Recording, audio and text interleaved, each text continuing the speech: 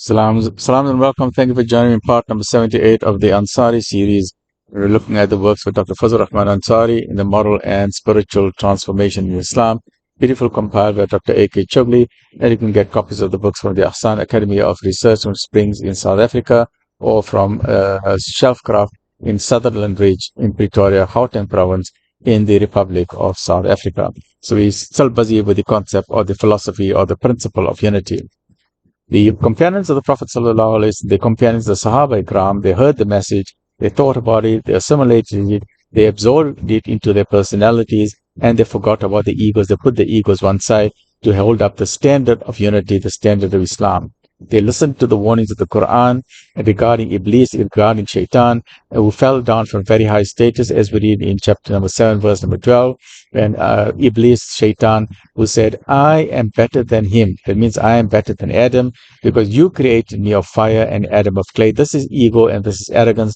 And arrogance and ego led to the downfall of Shaitan. So today, if we're going to have arrogance and ego and personality problems, that's going to lead to the downfall of the Ummah. And Allah subhanahu wa ta'ala tells us, if you're not going to hold up the standard bearer of Islam in a proper way, then Allah will replace you with another community who will do a better job than what you are doing at the moment. And don't we see today? We see so many new Muslims who are coming into the fold of Islam. And you know what?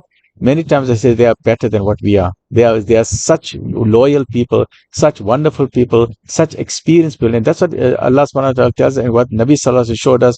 They try and get the strongest people, the assets in the community who are the disbelievers. When they come into Deen al-Islam, they come with all the knowledge. So imagine if you get a neuroscientist who embraces Deen al-Islam. He comes to the Deen al-Islam with all his knowledge of neuroscience. If you get a top researcher, say if you get a Fortune 500 CEO who's got 1,000 franchises throughout the world, if he comes into Deen al-Islam, that 1,000 franchises also come into Deen al-Islam, right? So this is the beauty of Islam, that the strong amongst the disbelievers, when they enter Islam, it strengthens Islam. So if we are not going to do the job, Allah subhanahu wa ta'ala will bring those people. He will choose those people who will hold up the banner of Islam, because without a shadow of a doubt, Islam is the religion of truth, and Islam prevails till the day of judgment and beyond, because it is the word of Allah subhanahu wa ta'ala.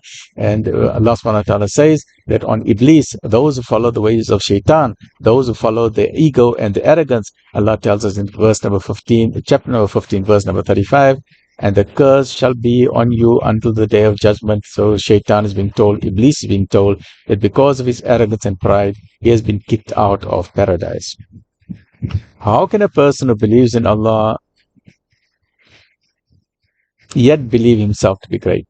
How can a person have that arrogance, that as if he is so great? We need to be humble.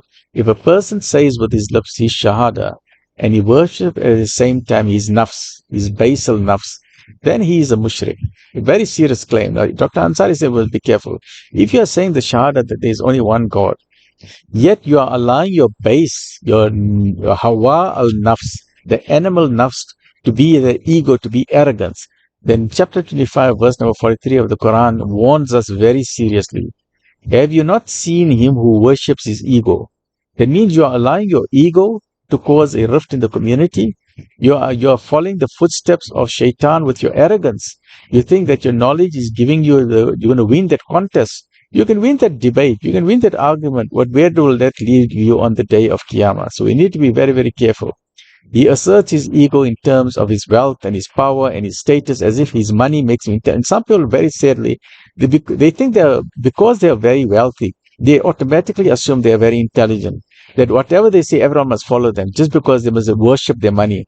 And we see so many wealthy people who have become wealthy, alhamdulillah, but yet they feel that automatically they are leaders. And maybe some of them are, but many of them are not. So as long as you have a wealthy person who is humble, and he knows where the wealth comes from, and he uses it in the right place, and that a person you say, yes, I would like to be like that. Nabi sallallahu alaihi wasallam said you can be jealous on two types of things. Jealousy is not allowed, right? Arrogance is not allowed. Comparison is not allowed. Envy is not allowed. You only allowed envy in two cases. If you see a very wealthy person, but he's using his wealth in the right way. Not that he's flying overseas and going first class business, and not that type of envy. No, not designer clothes. But you see a wealthy person, he's helping the poor, he's helping the orphans, he's helping people pay the medical bills, he's building wells, he's building mosques, he's building libraries, he's giving out free computers, he's giving out free bursaries to everyone. Can you say, hey, you know what? I would like to be that person because he is helping to build up Islam. Then I would like to have money because then I can use it in the right way. Then you're allowed to have envy like that. And the second type of envy you're allowed to have, if you see some scholar, and you know, we know, I know if you see some scholars and they are so intelligent, alhamdulillah, and you say, you know what, I would like to be like that scholar. You know, you see a person like Dr. Zakir Naik, you know, he knows his verses like that, ta, ta, ta, ta, ta, ta. And you see other ulama or scholars, and you see worldwide, they're such intelligent people. And then you say, hey, you know what, if I had that knowledge, you know, sometimes you listen to this professor of embryology, Dr. Keith Moore, and the way he explains embryology, and you say, wow, look at that guy. Hey, that guy's a fundi, eh? And we say, hey, that guy's a jinga, eh?